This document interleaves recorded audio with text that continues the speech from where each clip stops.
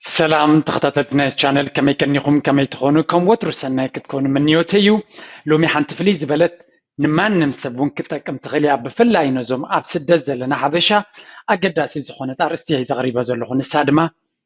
اب سدت مبار سدتكم شمو كرتت زلوو صقم زلوو زيت عدن مسناخلات زقات مكايو بفلاي دما سدتنيا كم بال ايرتراو سدتنيا دربينكا بكل مداي برتع زخونه صقام دارغا سناي ነገር دين سمعل هيوت عدن تدويلካ زጨنق افريكا زلو ቤተሰብ ኣብ ዝተፈላለዩ መሰናኽላት ወሪዶም ዘጨንቕ ህይወትና ምዕቡል ዓለም ካብኡ ዘይሓሽ ድማ ብዙሕ መሰናኽላት ዘለዎ ናይ ስራሕ ይኹን ናይ ትምህርቲ ይኹን ናይ ናብራ ይኹን ናይ ሓዳር ይኹን ናይ ቆልዑ ይኹን ኩሉ ነገር ተኣኻኺቡ ዓብ ፀቕጢ ዝገብረልና ስለዚ እዚ ፀቕጢ እዚ ስቑኢልካ ዝሕለፍ ኣይኮነን ብዙሓት ሰባት እዚ ፀቕጢ እዚ ልዕሊ ዓቕምና ይኾነና እዩ ልዕሊ ዓቕሞም ይኾኖም እዩ ስለዚ እዘን ሎሚ ዘርእየኩም 7 ምልክታት ዘርኣየ ዓርኪ ክኸውን ይኽእል ሰብኣይ ክኸውን ይኽእል ሓዊ ክኸውን ይኽእል መሓዛ ክኸውን ይኽእል ጎረቤት ክኸውን ይኽእል ከምኡ ድማ ዓርክኻ ሓፍትኻ ሰበይትኻ መሓዛኻ ኮታስ ካልእ ሰብ ነዘን ምልክታት ተርእየ ክንኩርየሉን ክንበኣሶን ዘይኮና ዘለና ክንሕግዞ ክንብገስ ኣለና ፀገም ኣለኒ ከፊኡንሎ እዩ ዝብል ዘሎ ግን ብቃላት ኣይኮነን ብተግባር እዩ ዝብል ዘሎ በዚ ዘርእዮ ዘሎ ምልክት እዩ ዝብል ዘሎ ስለዚ ሓገዝ ዝደሊ ሰብ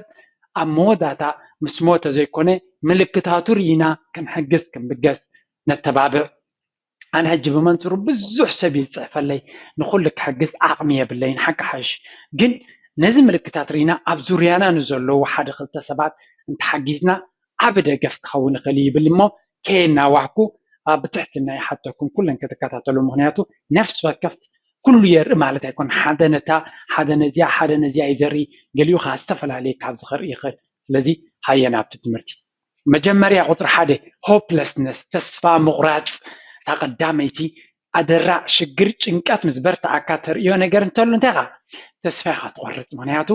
እንታይ ይብለና ኣሎ if you push it pulled and fought through the storm but no matter what it doesn't seem to end ብዘይገድስ ክንምንታይ ስሒብካ ክንምንታይ ደሪኽካ ክንምንታይ ተሰኪምካ ዝገበርካ እንተገበርካ ዘይከይድ ዘይንቕነቕ መሰናኽል ክኸውን ከሎ ሓደ ካብቲ ናብ ተስፋ ቁርፀት ዝወስድ እዩ ቲፒካል ኤግዛምፕል ኣብ ምዕቡል ዓለም ወረቐት ተዘይብልካ ዝገበርካ እንተገበርካ እታ ወረቐት ክትቅይራ ከባድ እያ ስለዚ ሓንቲ ተስፋ ተቑርፅ ኣርእስቲ እንተላ ወረቐት እያ ካልእ ብዙሕ ኣርእስታት ኣሎ ጥዕና ክኸውን ይኽእል ዝተፈላለዩ ነገራት ስለዚ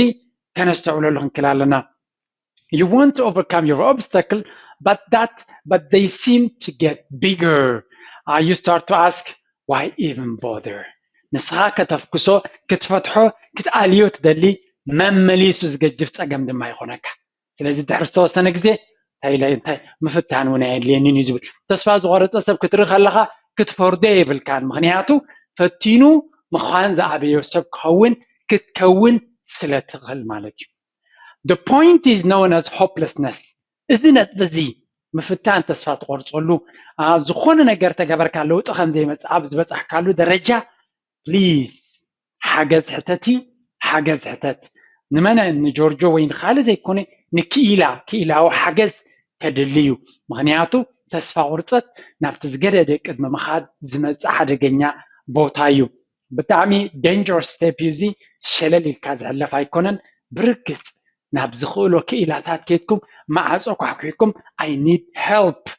ሓግዙኒ ሓገዝ ይደሊ ኣለኹ ክንብል ኣለና ከምዚ ደረጃ በፂሖም ዘለዉ ሰባት ኣለውና ድማ ብዝተኻለና መጠን ዝከኣለና ንግበር ዓበ ብስራት ንተኸታተልቲ ናይዚ ቻነል መቸም ኣብቲ ግላዊ ትሕዝቶታት ወይ ከዓ ኮርሳት ናተይ ብዙሓት ተማሂርኩም ክትመሃሩ ትደልዩን ከም ዘለኹ ይፈልጥ እየ ብዙሕ ኮርሳት ናትና ንሓፂር እዋን ዲስካውንት ጌርናሉ ኣለና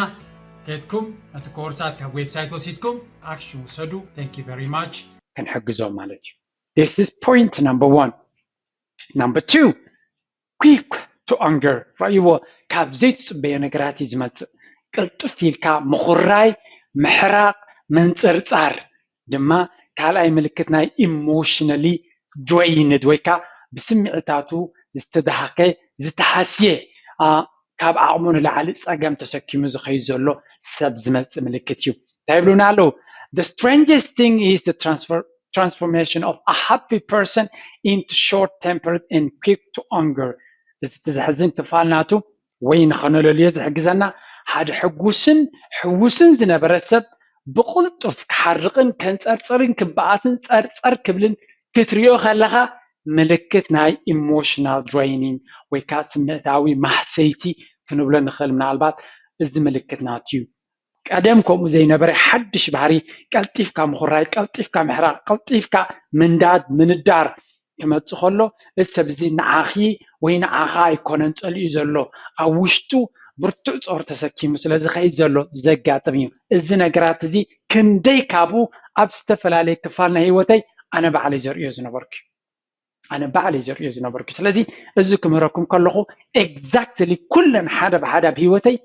ዘጋጥማን እየን ገሊኡ ንሓፂር ግዜ ንኣብነት ሆፕለስነስ ብዙሕ ግዜ ተስፋ ምቁራፅ ኣየልክዓንን እዩ ንዓይ ኣምላኽ መስገን ኣብ ብናተይ ሓይሊ ይኮነን ብዙሕ ፀገማት ከጋጥመን ከሎ ተስፋ ይቆርፅን እቲ ካልእ ግን ኩዊክ ቱ ኣንገር እዚ ሕጂ ኣብ ገለ ፖይንት ናይ ሂወተይ ብተደጋጋሚ ትመፀኒ ዝነበርት እያ ብዝኾነ ዘይ ብቅልል ዝበለ ነገር ቀልጢፈ ይናደድ ማለት እዩ So that's very clear ክትሪኦ ኣለካ ኣብ ነፍስኻ እውን እታ ቀዳመይቲ ዕላማ ድማ ነፍስና ክንፍትሽ እያ እዛ ናይ ሎሚ ንኻልኦት ክንፍትሽ ዘይኮነስ ነፍስና ክንፍትሽ ምክንያቱ ከይተረዳእና እዚ ፀገማት እዚ ክህልወና ክእል እዩ ህዝብና ዝኾነ ሓበሻ ብፍላይ ኤርትራዊ ዘለና ደራዕ ብቐሊሉ ኣብዚኦም ፀገማት ክእትወና ስለዝኽእል let's go there is a clear link between anger and stress ኣብ መንጎ ሕርቃንን ኣብ መንጎ ስትረስን ንጹር ዝኾነ ወይ ከዓ ፀቕጥን ሕርቃንን ፍልልይ ኣለዎም ንጹር ዝኾነ ፍልልይ ድማ ኣለዎ እንታይ እዩ no matter how nice you might be if you're going through a tough situation then no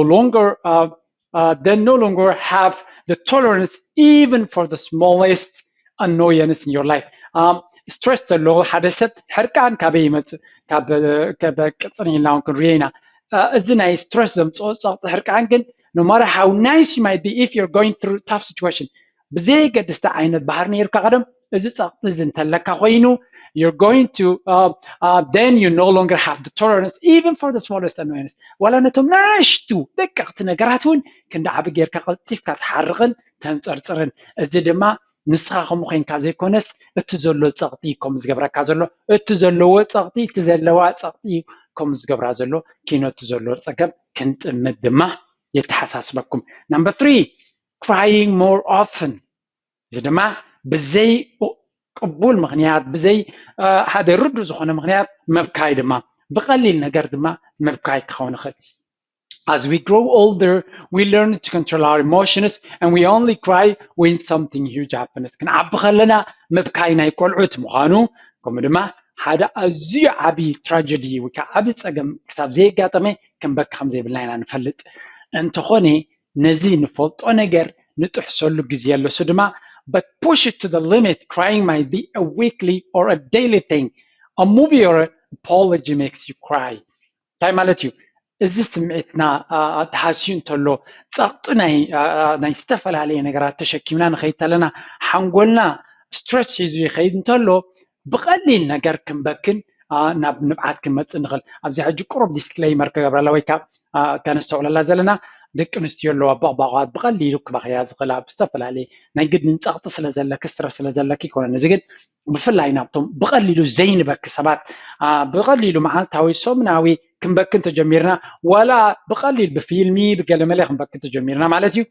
then maybe እቲ ውሽጥና ዘሎ ፆር ይዘክየና ዘሎ እቲ ከባቢና ዘሎ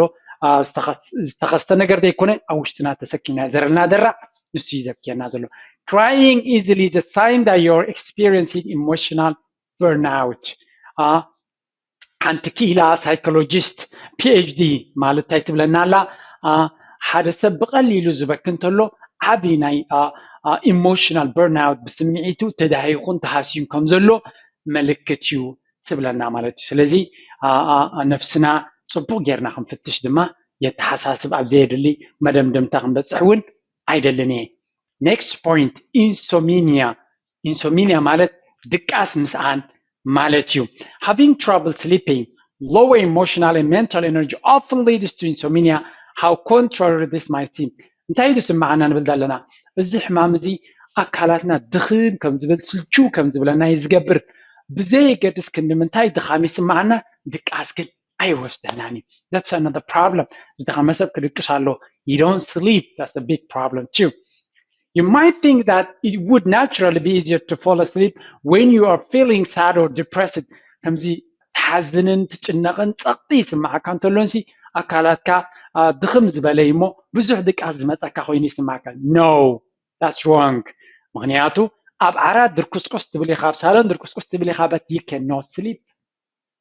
ነቲ ሕማም ድማ መሊሱ ዘበርትዖ ድቃስ ዘይምህላው ምክንያቱ ሰብ ደቂሱ ምስተንስእ ፍሬሽ ይኸውን እዩ፣ ኤነርጂ ይረክብ እዩ። እቲ ፀገም ኤነርጂ ኣይንረክብና ምክንያቱ ፅቡቅ ድቃስ እውን ስለ ዘይብልና ማለት እዩ።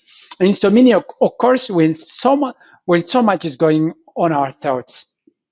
እዚ ድቃስ ምስ ኣንካ ካበይ ይመፅእ? ኣብ ርእስና ዘይተኣደነ ሓሳባት ላዕልን ታሕትን ይብል፣ መብዛሕትኡ ጥቕሚ ዘይብሉ ወላ ሓንቲ ኣስተዋፅኦ ዘይብሉ የግዳስ ንሓንጎልና ኣመና ቢዚ ይገብሮ። And this is always wasting a lot of time, a lot of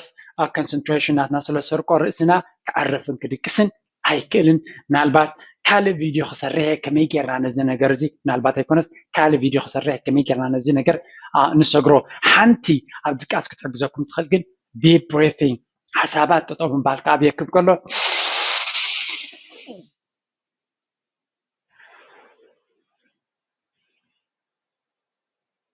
ሽልኩም ብርቱዕ ንፋስ ወሲድኩም ቀስ ኢልኩም ኣውፅዋ። እዚኣ ሓደ 10 ግዜ ተደጋጊምኩማ ነቲ ሓሳባት ንግዚኡ ዝከ ተብሎ ትኽእል እያ። Please use this breathing technique ናይ meditation ማለት እዩ። So you might think, okay, and many who are struggling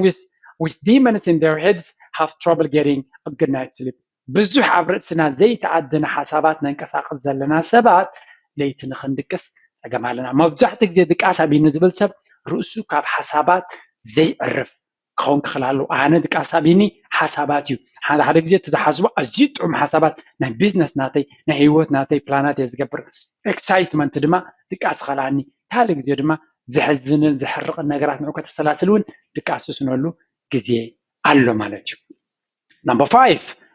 no motivation or desire to do anything. እዚ ድማ ዝኾነ ይኹን ሞቲቬሽን ወይ ከዓ ሞራል ወይ ድሌት ዘይምላው ዝኾነ ነገር ክትገብር ዘይምድላይ መንፈስካ ድኹም ምዃን ማለት እዩ። You wake up at 2 p.m. because you cannot sleep at night. You don't want a shower or brush your teeth. Yeah. ምሉእ ለይቲ ከይደቀስካ ሓዲርካ ሰዓት 3 ሰዓት 4 ተንሲኻ ሓዲርካ ሰዓት 6 ናይ ንጎ ድቃስ መፀካ ምሉእ መዓልቲ ዕረፍቲ ተኮይንካ ክሳብ ሰዓት ፋዱስ ሓደ በትብል ድሕሪኡ ተንሲኻ ክትሕፀብ ኣይደሊ፣ ብራሽ ክትገብር ኣይደሊ፣ ወላ ሓንቲ ክትገብር ኣይደሊ፣ ክዳን ክትቀይር ኣይደሊ። You don't even care about putting on new clothes every day and you're starting to smell terrible. ስለዚ ንክዳንካ ክትቀይር ኣይደሊ፣ ሻወር ክትገብር ኣይደሊ፣ ዝኾነ ነገር ፅቡቅ ነገር ክትገብር ኣይደሊ። ስለዚ ቀስ ብቀስ ድማ እንታይ ትኾን ኣለኻ? ዘለካ ኮንፊደንስ ይሃግግ ማለት እዩ። ንሃገገ ከይድ ከሎ ደገ ክትወፅእ ኣይደልን ኢኻ። ምክንያቱ ነብስኻ ፅቡቅ ቲባይ ትገብረኒ ኢኻ ደላ ሰብ ታኻ ኮንካ ሄይ ገለገለካ ስለ ዝብል ንሕና እዚ እውን ንበዓል ነቲ ሰብ መሊሱ ፀቕጢ ይፈጥሮ። ካብ ሰብ ክርሕቕ ክሕባእ ኣብ ገዝኡ ክስወር ይጅምር። and then downward spiral ይብልዎ እዚ እቲ ፀገምካ መመሊሱ ነቲ ሕማም የጓልዖ መመሊሱ ፀገምካ የኽፍኦ ማለት እዩ። ምክንያቱ ክዳንካ እንተቐይርካ ነብስኻ እንተተሓፂብካ ከምዚ ኣነ ዝመስሎ ዘለኹ you feel fresh. ምክንያቱ really ሓደ ካብቲ ሜተድ ናይ ምስልቻው ናይ ከምዚ ዓይነት ሕማምን ዝኣልየካ ነብስኻ ተሓፂብካ ፅቡቅ ክዳን ተተኸዲንካ you feel great and get out. Of course እጂ ኣብ ደገ ፅቡቅ ወይዘር የለን, but if that is possible ፅቡቅ ክዳን ተኸዲንካ ደገ ውፃእ you feel great. ትፈተንኩማ ድማ ትፈልጥዎ ኢኹም። so ነዚ ስለ ዝኸልኣካ ንኸይትሕጎስ ኣሲሩ እዩ ዝሕዘካ፣ ንኸይትልወጥ እውን ኣሲሩ እዩ ዝሕዘካ። ተወሳኺ ፀገም you're not either eating too much or nothing at all because you have no desire to maintain a proper weight. በንፃሩ ነፍስኻ ክትበፀብ ኣይደሊ ንብል ፀኒና፣ ክትንሳእ ኣይደሊ ንብል ፀኒና። ክልተ ኣብ መግቢ ክመፅእ ከለካ ክልተ ፀጋማት ከማይ እንድሕሪ ኮይንካ ንኣብነት መግቢ ዝበሃል ሸውሃትካ ይጠፍእ። ተንሲእኻ ክሰርሕ ኣይትደልን ኢኻ። ስለዚ ኣይቲ መግቢ ክትሰርሕ ዝኾነ ነገር ክትገብር ኣይደልና። ካልኦት ሰባት ድማ በንፃሩ ካብ መግቢ ጠጠው ክብሉ ኣይክእሉን እዮም። both are problems. ክልቲኡ ፀገም እዩ። ኣነ ዝኾነ ስትረስ ተገይረ ኣካላተይ ሸለው እዩ ዝብል ይዓብር ማለት እዩ። ካልኦት ድማ ስትረስ ተገይሮም ብዙሓት ህዝቢ ማለት እዩ ኣካላቶም ስቂሉ ይከችም ማለት እዩ። because they cannot control themselves. ነብስኻ ብዲስፕሊን ከተንቀሳቅሶ ኣይትኽእልን ኢኻ። زي سبيشال أب من يزرع سينجل كلها أب سينجل سفات سي أب بينهم زلوا سفات مرة يقول عزرع كلا أنت لكاكو كاونا أبو دحني يجددك مورالي بكا ويجلمل كتب له تخليها بينك أنت لها you really go ملكات زيادة أنا بيني أبز نبر كله زين تبعر قنيرة استفل عليه مدرخات مالتي you can see those things سلزي ويت ناتكا أكلات كون كسخ ويد ما كجدل يرى مالتي that's very key. Number 6 مساي كتلو تساي جبر I think they are very key كلاتهم استفل عليه ملكاتهم شدشته physical symptoms سجي أكلاوي ملكات ناي وشتاوي ناي أمر ملكات نرتن هنا ناب أكلاوي ملكات كمتينا depression in the form of mental or emotional exhaustion one always show itself in the mind እንታይ ብለና ኣሎ ብዙሕ ግዜ ዝፀቕጢ ናይ ኣእምሮ ዲፕሬሽን ከምኡውን ሜንታል ኦር ኢሞሽናል ኤክሶሽን ስምዒታውን ከምኡውን ናይ ኣእምሮ ድኻምን ብዙሕ ግዜ ኣብ ኣእምሮ ጥራይ ዝፀንሕ ዘይኮነሲ ካልእ ናይ ኣካላትና ምልክታት እውን የርኢ እዩ እቲ ፀገምናቱ ኣብ ኣእምሮ ጥራይ ተደሪቱ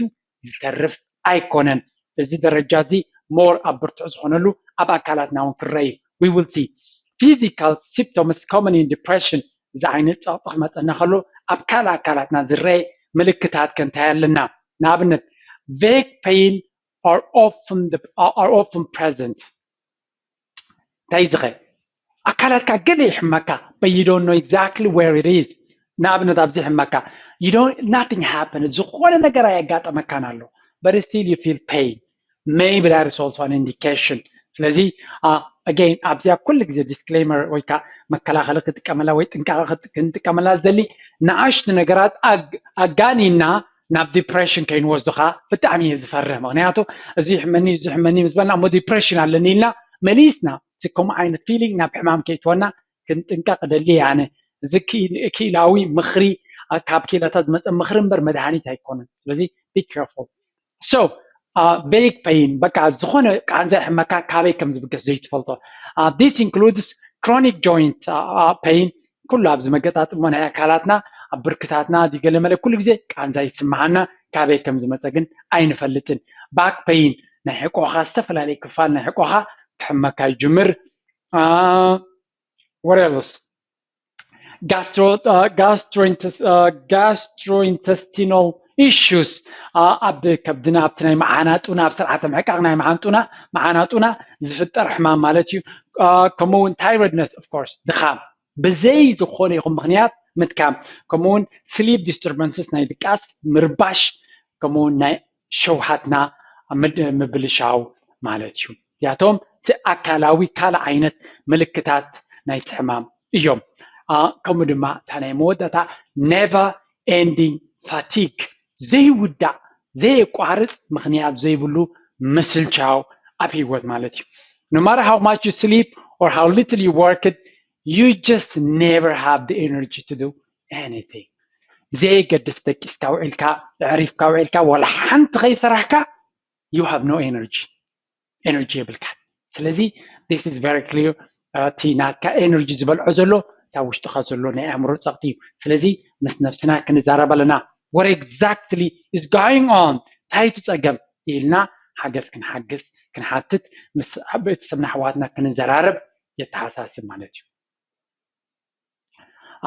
don't confuse fatigue with tiredness كم دما إذا fatigue نبلو زلنا extreme مسلچاو مس دخام أين تحزو مغنياتو you're tired if you've worked out too much or had a long productive day دخيمة زبال تبق زخونة سبورت برتع زخونة سبورت تغيركا نوع تغيركا or ويدما حد تقوه زخونة تبق زخونة سرح كسرح وعيل كان تمزيخا دخيمة خطبل تخليخا but fatigue sticks with you الزقن حنت خيقة بركة أب سالون كفيلك خلخا زد كمكا أب عرات كلخا زد كمكا حيلي سلازي كانت دناغروم أي قبان ولا بونسته ولا شاهسته دما أي كيدنيو سلازي this is a tough mental issue نعمرو تقاميو سلازي بقليلو كنريو أي قبان زقبانا كنوسد زقبانا activity كنقبر بزوف فيديوتات كمي جيرنا نزار استزي كم نمكتون جير لهم توسخ كال فيديو كقبري تدلين ده رقينكم in fact ብዛዕባ እዚ ድሌት እንተሎ ኣብ ታሕቲ ኣብ ኮሜንትናትኩም ፊድባክ ክፅበየ እናበልኩ ከይናዋሕኩ እተን 7 ምልክታት ቀዳመይቲ ተስፋ ምቁራፅ ተኻለይቲ ሕርቃን ብዘይ ምክንያት ሳልሰይቲ ብዘይ መጠን ምብካይ ከምኡውን ድቃስ ምስኣን ዝኾነ ሞቲቬሽን ምስኣን ዝኾነ ነገር ክገብር ንኣካላዊ ድኻምነት እውን ይርአ ኣብ መወዳእታ ድማ ዘይውዳእ ምስልቻው የርኢ ማለት እዩ ስለዚ ነዚአን ምልክታት እዚአን መጀመርያ ኣብ ነፍስና ክንፍትሽ እሞ ኣንፃረን መድሓኒት ክንወስድ ወይ ከዓ ኣንፃረን ከኒና ዘይኮነስ ካልእ ዓይነት ኣክቲቪቲስ ቪድዮታት ገይረ ነይረ ካልእ እውን ክገብር ኣይሆፕ የድልየኩም ይኸውን ካብ ወፃኢ ድማ ንካልኦት ሰባት ድማ ነዚ ምልክታት ዘርዩ ክንሕግዝ ክንብገስ የተባብዓኩም እናበልኩ ናይ ሎሚ ቪድዮ ኣብዚ ክውድየ ንካልኦት ሰባት ክሕግዝ እያ እንተኢልኩም ፕሊዝ ሼር ኢት ከምኡ ድማ ኣብ ካልእ ስራሕ ክሳብ ንራኸብ ድሓን ኩኑ ንብለኩም ተሰናዩ ቻው